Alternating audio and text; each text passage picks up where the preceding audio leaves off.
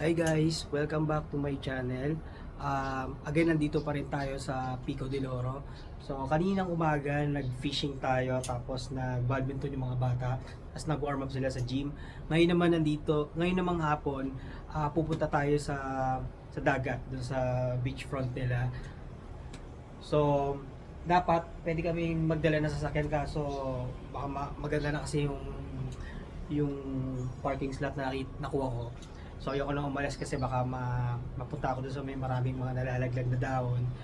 So, pwede rin tayo mag-shuttle kagaya nyo, nakikita nyo, ayun o, may, ayun o, ayun ba, ayun o, ayan, shuttle yan, papunta doon.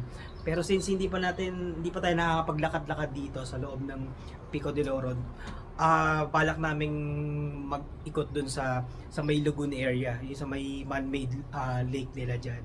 So again, this is not our first time. So fifth or sixth time na kami nandito sa Pico de Oro. So dito kami nag New Year, and then nung mga maliliit pa sila nung kabubukas pa lang nito, nagpunta na rin kami dito. So ang daming improvement, no. Kagaya na itong nakikita nyong yan, solar residential estates yan, no, dito sa Pico de Oro. So dati wala yan. Ano yan, forest yan. Nakita nyo yung yan, hanggang dito yan. Yan, hanggang dyan yan. So dati wala yan, no. Tapos meron na rin sila mga bagong condo dito, yung Freya. So bago siya, so iba yung design niya. Compare mo dun sa the rest ng mga buildings dito. Even yung Pico Sands Hotel, no. Iba yung style ng building niya. So susubukan natin maglakad kasi yung mga bata sila medyo reklamador. So sana hindi agad sila mapagod kasi ako medyo gusto ko naglalakad para medyo may exercise naman ako. So tara, let's go.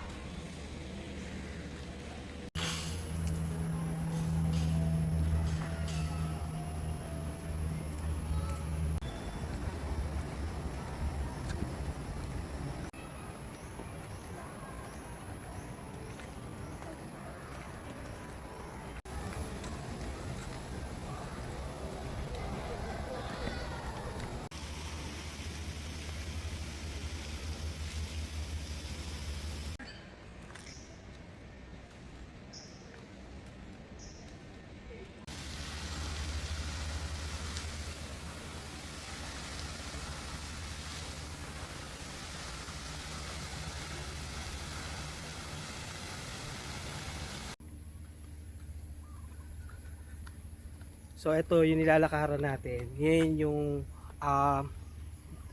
tawag diyan, parang sidewalk sa paligid nung ng man-made lagoon. Yan. So nandiyan yung mga building ng mga residential. Meron diyang Mayna, Jacana, Carola, mga ganun ang pangalan niya. Tapos dito sa gilid may mga daanan na parang ganyan. Then may mga pocket garden. May mga seating area kagaya niyan. Ayan o. Yan, may mga seating area. Nung first namin na pagpunta dito, yung mga seating area dito, yung ang gamit nila yung parang mga old tires, no, yung parang gulong. Ginawa nilang arts, tapos pwede nilang upuan. Ngayon pinalitan nila, pero mas gusto ko yung ganito ngayon. So ngayon papunta tayo sa dagat, sa beachfront. So let's go.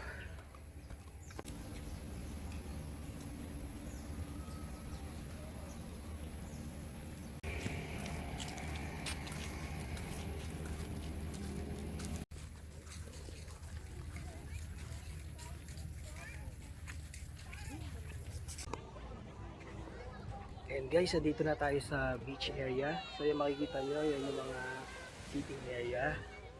Papakita ko lang sa inyo yung kabuuan. Tapos ito yung beachfront. Yan yung Pico de Oro Cove.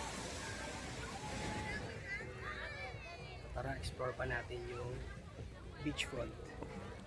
Let's go. Sige pa.